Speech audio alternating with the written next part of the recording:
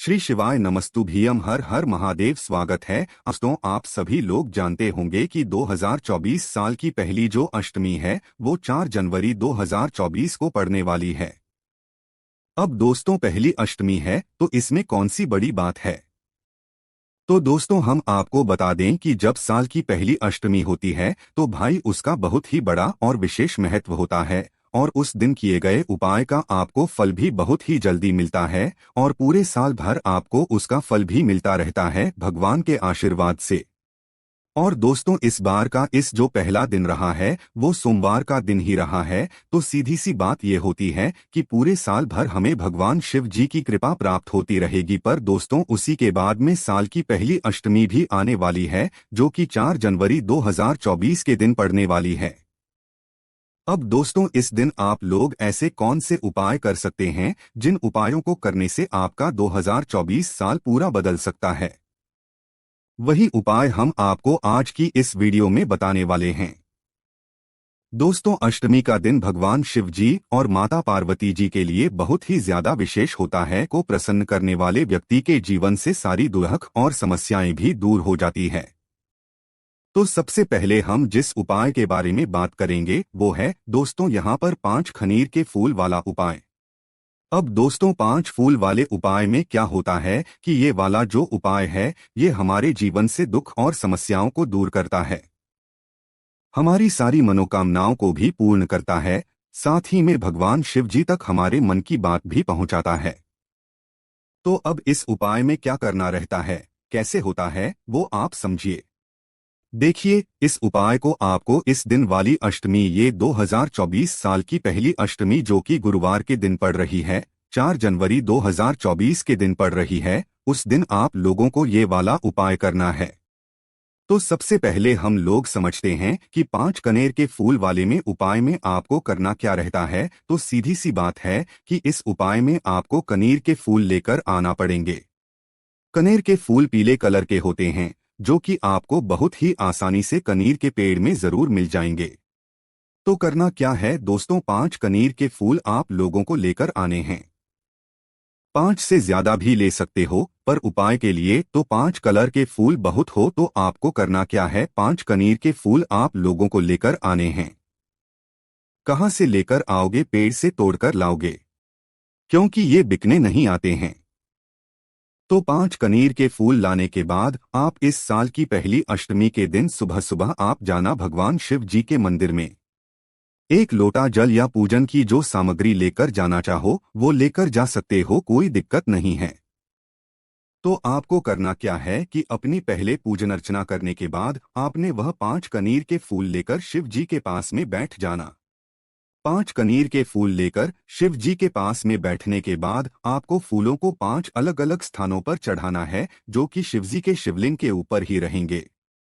अब वो 5 स्थान कौन कौन से हैं और कैसे फूल चढ़ाना है वो आप लोग सुनिए। देखिए आपके पास 5 करने के फूल हैं जिसमें से आप पहला फूल निकाल दीजिए। उस पहले फूल को आप लोग चढ़ाइए कहाँ पर, जो भगवान शिवजी के शिवलिंग के ऊपर गणेश जी का स्थान होता है वहां पर। गणेश जी का स्थान कहाँ पर होता है, जो शिवलिंग होती है जलाधारी का जो राइट हैंड होता है, जलाधारी का जो सीधे हाथ का भाग होता है वो होता है गणेश जी का स्थान।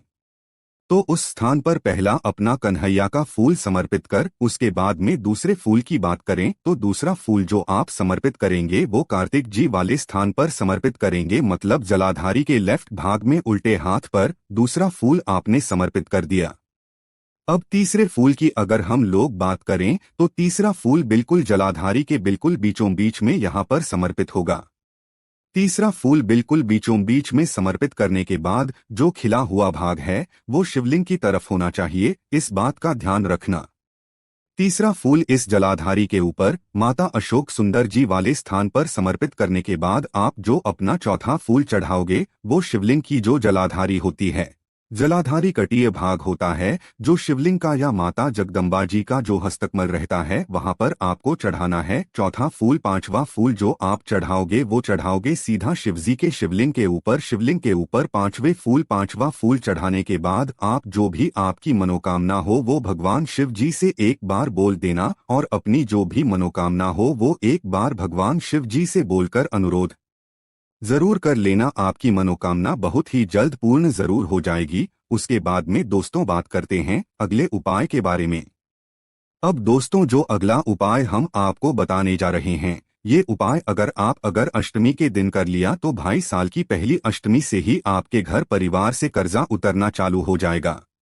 बहुत सारे लोग ऐसे होते हैं जिनके ऊपर लाखों करोड़ों का कर्जा होता है और वो कोशिश भी पूरी करते हैं अपने इस कर्जे को चुकाने के लिए, पर उनका कर्जा चूक नहीं पाता है।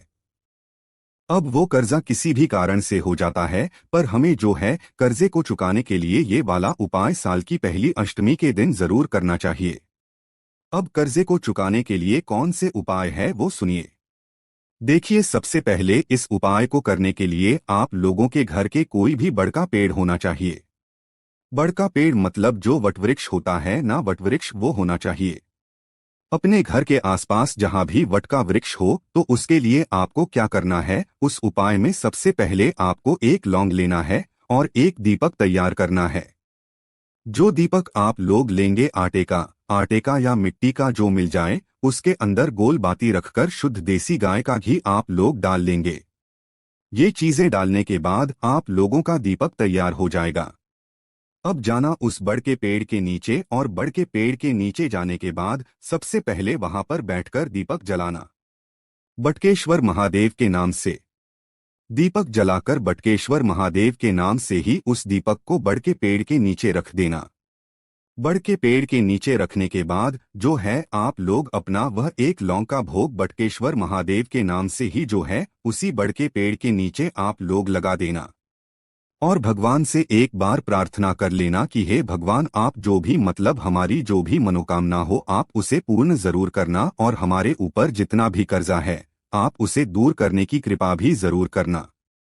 ऐसी आपको भगवान से निवेदन जरूर करना है। आपका कर्जा जरूर हो जाएगा। करके जरूर देखिएगा, आपको जरूर सफलता मिलेगी। उसके बाद में दोस्तों ये उपाय आप लोग एक बार भी करेंगे ना, मतलब इस साल की पहली अष्टमी को, तो भाई इसी दिन से आपके चूकना चालू हो ही जाएगा।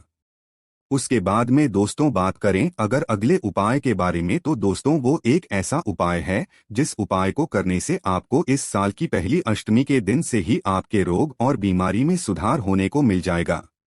बहुत सारे लोग ऐसे होते हैं जिनके शरीर में रोग और बीमारी उन्हें घेर कर रखी हुई होती है। वो अस्पताल में भर्ती रहते हैं या उन्हें कुछ ना कुछ दिक्कत उनके शरीर में रहती है, चाहे वो पेट दर्द हो, चाहे पैर दर्द हो, चाहे हाथ दर्द हो, किसी भी प्रकार की समस्या आपको भी हो रही है, तो भाई आप लोगों को करना है ये वाला उपाय। करना क्या है वो आप लोग ध्यान से सुनो। देखो, इस उपाय को करने के लिए मात्र आपको एक धतूरे की आवश्यकता होगी और थोड़ी सी हल्दी की आवश्यकता होगी, और साल की पहली अष्टमी के दिन 4 जनवरी 2024 को सुबह सुबह आपको ये वाला उपाय करना है। एक धतूरा लेकर, थोड़ी सी हल्दी लेकर, उस हल्दी के अंदर इस धतूरे को पूरा भिगो लेना है, और पूरा भिगोने के बाद इस धतूरे को कहाँ पर चढ़ाना है, इस धतूरे को आपको चढ़ाना है भगवान शिवजी के शिवलिंग के ऊपर। देखो, जो व्यक्ति बीमार हो, जिस व्यक्ति के शरीर में रोग और बीमारी होती हो, अगर वे व्यक्ति खुद ये उपाय कर सकता है तो और अच्छी बात है। नहीं कर सकता, उसके घर परिवार का कोई भी एक व्यक्ति उसके नाम से ये वाला उपाय कर ले, उसके शरीर में रोग और बीमारी में उसको जो है जरूर सुधार मिल जाएगा। ठीक है, पर धतूरे को हल्दी में भिगोना है, उसके बाद ही शिवजी पर यहाँ पर चढ़ाना है और भगवान से आपको प्रार्थना कर लेना है। आपको जरूर आपके कामों में सफलता मिलेगी, आपके रोग और बीमारी आपके शरीर से भी दूर हो जाएगी। उसके बाद में दोस्तों बात करते हैं एक ऐसे उपाय के बारे में जिस उपाय को करने से भगवान शिव जी की से आपकी जो भी मनोकामना होगी वह पूर्ण जरूर होगी। अब इस उपाय में क्या करना है फूल सुनो। देखो, यह उपाय 108 बिंदी वाला उपाय है। इस उपाय में आपको एक बेलपत्र की आवश्यकता होती है और पीले चंदन की आवश्यकता होती है। सिर्फ इन दो चीजों का यह उपाय है, और इन दोनों ही चीजों को लेकर आपको शिव जी के मंदिर जाना होता है। तो सुबह सुबह शिव जी पहुंच जाइएगा, अपने साथ में जो भी पूजन सामग्री हो वे पूजन सामग्री लेकर भी जा सकते हैं। तो शिवजी के मंदिर पहुंचकर अपनी पूरी पूजन सामग्री जो है तैयार करके आप लोगों को क्या करना है कि अपनी वह बेलपत्र निकाल लेना है। सिर्फ एक बेलपत्र की आवश्यकता होगी। ऐसी बेलपत्र जिसमें लगा हुआ हो तो आपको शिवजी के शिवलिंग के पास में बैठना है। अपनी पूजा अर्चना करने के बाद शिवजी के शिवलिंग के पास में बैठकर आपको अपने सामने वह बेलपत्र रखना है। चिकना भाग अपने सामने की तरफ रखना है और चिकने भाग से पहले आप लोग उस बेलपत्र में से दूध तोड़ लेना। मतलब कि एक बेलपत्री होती है, बेलपत्री की एक डंडी होती है, डंडी का बिल्कुल आखिरी वाला भाग देखना, वहां पर एक मोटा मोटा सा हिस्सा रहता है। उस मोटे मोटे से हिस्से को आप तोड़ लेना। तोड़ने के बाद उस हिस्से को आप लोग अपने साथ जो आप चंदन लेकर गए होंगे उस चंदन को के अंदर थोड़ा सा पानी डालकर इस टूंट को उस चंदन के अंदर भिगो लो और इसी दूर से अपनी इस बेलपत्र के ऊपर बिंदी लगाओ। कितनी बिंदी लगाओगे? पूरी 108 बिंदी लगाओगे, वो भी श्री शिवाय नमस्तुभीम बोलते हुए। तीनों पत्तियों को मिलाकर आपकी एक बिंदी होना चाहिए। ऐसा ना हो कि एक की एक पत्ती पर आप 108 बिंदी लगा दें। तीनों पत्तियों को मिलाकर 108 बिंदी लग जानी चाहिए। और अगर जगह कम भी पड़ती है तो भाई एक के ऊपर एक बिंदी भी आप लोग चाहो तो लगा सकते हो। तो 108 बिंदी जो आप लोग लगाओगे वो श्री शिवाय बोलकर लगाओगे। जैसे ही आपकी 108 बिंदियां लग जाती है तो भाई बिंदियां लगने के बाद यह बेल पत्तियों को शिव जी की शिवलिंग के ऊपर श्री शिवाय बोलकर अपनी जो भी मनोकामना बोलकर चढ़ा देना। आपकी वह मनोकामना कुछ ही समय के अंदर पूर्ण जरूर हो जाएगी। आप करके एक बार जरूर देखिएगा। इस उपाय को करने से भी आपको सफलता जरूर मिलेगी। चलिए दोस्तों, अब हम बात करते हैं अगले उस उपाय के बारे में जिस उपाय को करने से आपकी जो भी विशेष मनोकामना हो वो पूर्ण जरूर होगी। दोस्तों, साल की पहली अष्टमी है तो भाई आप लोग 2 स्थानों पर इस दिन दीपक जरूर लगाकर आना। साथ ही में इससे होगा क्या कि भाई आपके घर में जो माता लक्ष्मी जी की कृपा है, साथ ही में जो सुख समृद्धि धन धान्य की जो कृपा है वो हो जाएगी। इस उपाय में क्या करना है, आपको 2 दीपक तैयार करने हैं। दोनों ही दीपक आटे के आप लोग तैयार कर सकते हैं, जिनके अंदर आप लोग रखेंगे गोल बाती। गोल बाती रखने के बाद में आप लोग उस दीपक के अंदर क्या करोगे, यहाँ पर शुद्ध देसी गाय का घी डालोगे। घी डालने के बाद ये 2 दीपक आपके पास तैयार हैं। इन 2 दीपकों को 2 अलग अलग स्थानों पर आपको लगाकर आना है, वो भी शाम के समय प्रदोष काल में साल की पहली अष्टमी के दिन। क्या करना है, सबसे पहला जो दीपक लेकर जाओगे वो आप लेकर जाओगे शिवजी के मंदिर में। शिवजी के मंदिर में सबसे पहला दीपक जाओगे तो भाई शिवजी के मंदिर में शिवजी के शिवलिंग के पास में अपना पहला दीपक बैठकर जलाकर वहां पर भगवान के सामने रख सकते हो। और अगर चाहो तो भाई शिवजी की जो चौखट होती है, चौखट के यादवार जो चौखट होती है, यादवार होता है, तो वहां पर भी आप लोग ये दीपक को रख सकते हो। ठीक है, दीपक को रखने के बाद भगवान से प्रार्थना कर लेना। पहला दीपक आपने रखा, आप दूसरा दीपक लेकर जाओगे, वो बेलपत्री के पेड़ के नीचे लेकर जाओगे। धन धान्य को बढ़ाने के लिए बेलपत्री के नीचे पहुंचकर ही अपना दूसरा दीपक वहां पर बैठकर जला देना और भगवान से प्रार्थना कर लेना। अपनी जो भी मनोकामना हो, धन प्रति से जुड़ी हुई, धन जरूरी हो, वो बोल देना। आपकी जो भी मनोकामना होगी वो कुछ ही समय में पूर्ण जरूर हो जाएगी। बाकी दोस्तों, आपको इन उपाय करने में कोई भी दिक्कत, समस्या, परेशानी आती है तो आप हमसे कमेंट करके पूछ सकते हैं। श्री शिवाय नमस्तुभ्यम। हर हर महादेव।